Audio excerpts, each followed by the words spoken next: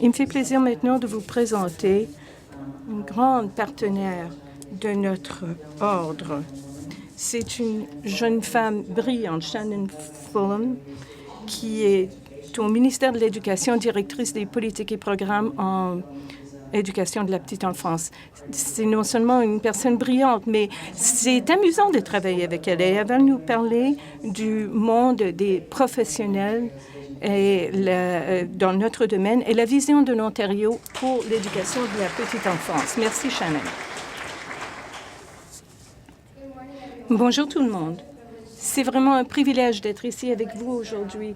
J'aimerais commencer en donnant mes félicitations et en vous donnant mon soutien, vous, les gens du projet pilote. Vous embarquez dans un voyage extraordinaire. Félicitations. Quand je suis arrivée ce matin, ce qui m'a frappée, c'était le sens d'énergie dans la salle. Et je regarde autour de moi et je vois que tout le monde ici, vous êtes toutes des leaders. Ça fait 5 ans depuis le ministère de l'Éducation a introduit la garderie à temps plein. Peu après, on a commencé le voyage pour moderniser les soins de garde et on a commencé avec notre engagement de transformer les services de soutien à la famille. Ensemble, ceci constitue le fondement de notre vision, c'est-à-dire de créer un système de programmes d'éducation à la petite enfance qui répondent aux besoins de grande qualité, accessibles et intégrés afin de créer un meilleur avenir pour nos enfants. Les leaders et les champions comme vous jouez un rôle important dans cette vision. L'année dernière, nous avons proclamé une nouvelle loi qui remplace la loi sur les garderies et cela donne un cadre législatif pour transformer et moderniser le secteur des services de garde. Cette nouvelle loi modernise et renforce le système de soins de garde en Ontario pour appuyer les parents et donner aux enfants le meilleur départ possible dans la vie. En plus, il augmente l'encadrement dans les secteurs inscrits et non inscrits des services de garde.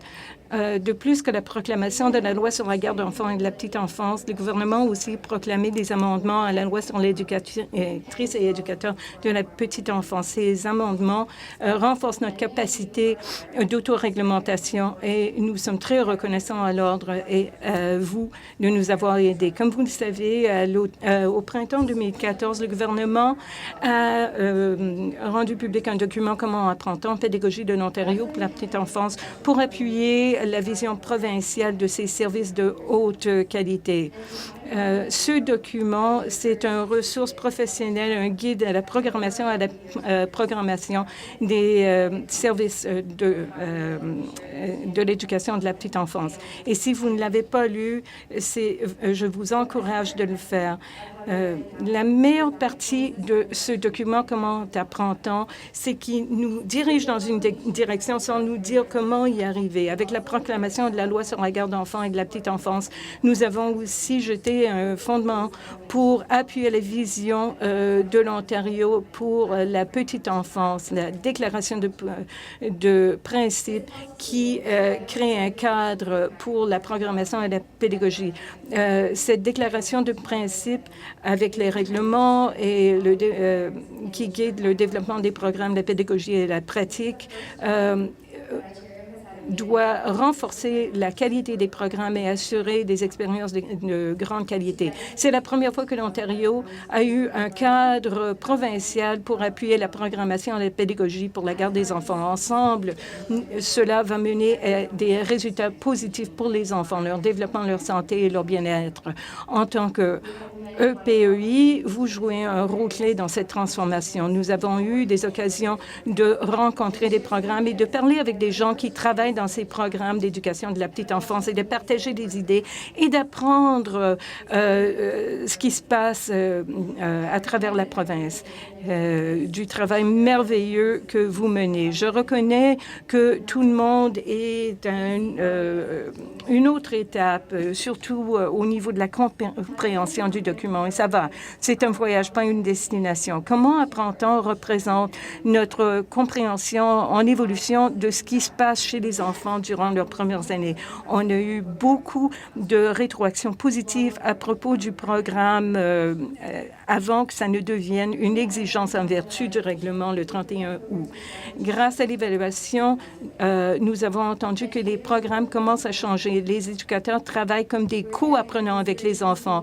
On nous dit qu'on regarde de plus en plus comment l'enfant voit les tâches et on apprécie qu'il y a plus qu'une façon de faire les choses. Nous avons déjà entendu que les EPEI travaillent ensemble de différentes manières.